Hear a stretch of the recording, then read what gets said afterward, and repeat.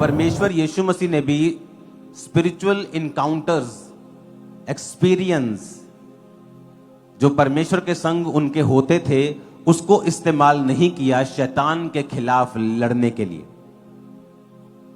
इसीलिए आज शैतान सब कुछ करता है ताकि एक आपको वचन से बाहर कर सके और दूसरा आपको वचन पढ़ने से रोक सके। आप क्रिश्चियन हैं, आप सिर्फ प्रार्थना करते हैं, वचन नहीं पढ़ते हैं, आप कभी भी अपनी लाइफ में स्टेबिलिटी को नहीं देख पाते हैं।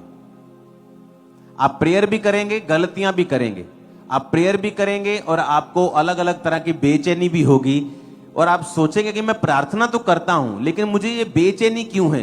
क्योंकि वचन ना पढ़ने के कारण आपकी जो सोल है, आपकी जो स्पिरिट है वो भूखी रहती है, वो स्टार्व करती है, वो कमजोर होती है।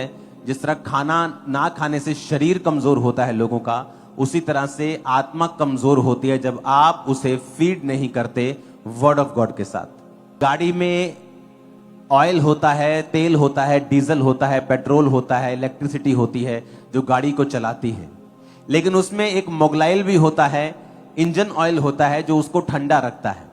तो प्रार्थना एक फ्यूल की तरह है जिसके बिना गाड़ी चल नहीं सकती, लेकिन वचन पढ़ना उस इंजन ऑयल की तरह है कि अगर आप उसे नहीं डालेंगे तो गाड़ी जल जाएगी। इसलिए लोग गलतियां करते हैं अपनी लाइफ में क्योंकि वो वचन के साथ जुड़े हुए नहीं हैं। इसलिए आप जो कुछ भी करें, हमेशा अगर आपको प्रार्थना भी करनी है तो एक रूल, एक नियम बनाएं कि प्रार्थना करने से पहले आपको आधा पौना घंटा, आधा घंटा, 20 मिनट, आधा घंटा कम से कम आप बाइबल जरूर पढ़ें।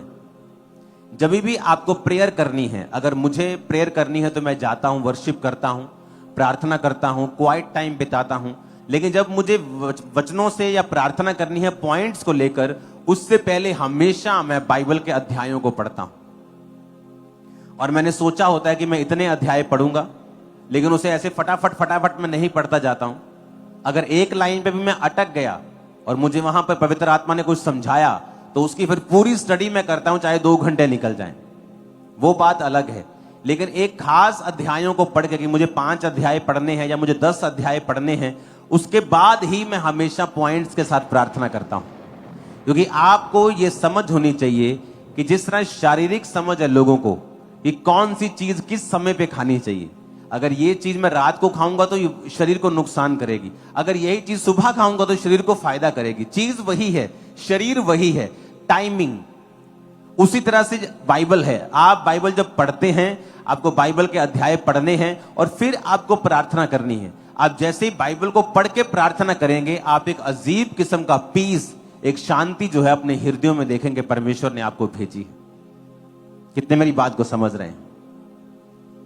इसलिए जब भी आप अपनी लाइफ में कभी कमी पाते हैं, बेचैन पाते हैं, तो हमेशा आपको नजर आएगा कि उसमें एक बड़ा रीजन था कि आपने पवित्र वचन को अपने जीवन में स्थान नहीं दिया है। इमेजिन करो आप कैंसर से चंगे हुए हैं, तब भी शैतान ने आपको हरा दिया। कैसे?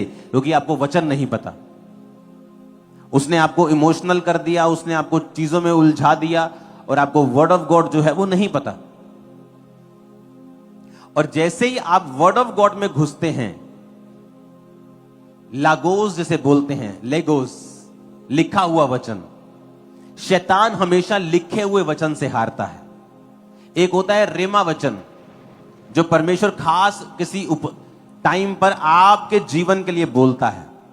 वो शैतान को हराने के लिए नहीं होता, वो परमेश्वर ने आपको किसी डिलीवरेंस के लिए, कोई हीलिंग के लिए, किसी मिशन को देने के लिए, आपकी लाइफ में कुछ करने के लिए वो आपको देता है। जिस तरह पतरस को परमेश्वर ने कहा, पतरस ने कहा प्रभु अगर तू ही पानी पे चल रहा है तो मुझे आज्ञा दे, तो परमेश्वर ने कहा हां पतरस आ जा। आपको ये बात समझ आनी चाहिए कि मुझे लागोस यानी लिखा हुआ वचन पढ़ना है, क्योंकि वही है जो रॉक है। रॉक मतलब पत्थर।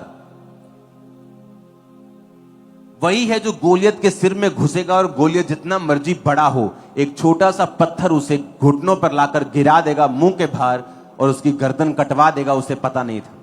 जब दाऊद गोलियत को मार रहा था तो गोलियत बहुत बड़ा योद्धा था, लेकिन दाऊद ने लिखा पत्थरों को छांटा और जब गोफन से चला के मारा तो गोलियत को 1 सेकंड लगा मरने के लिए।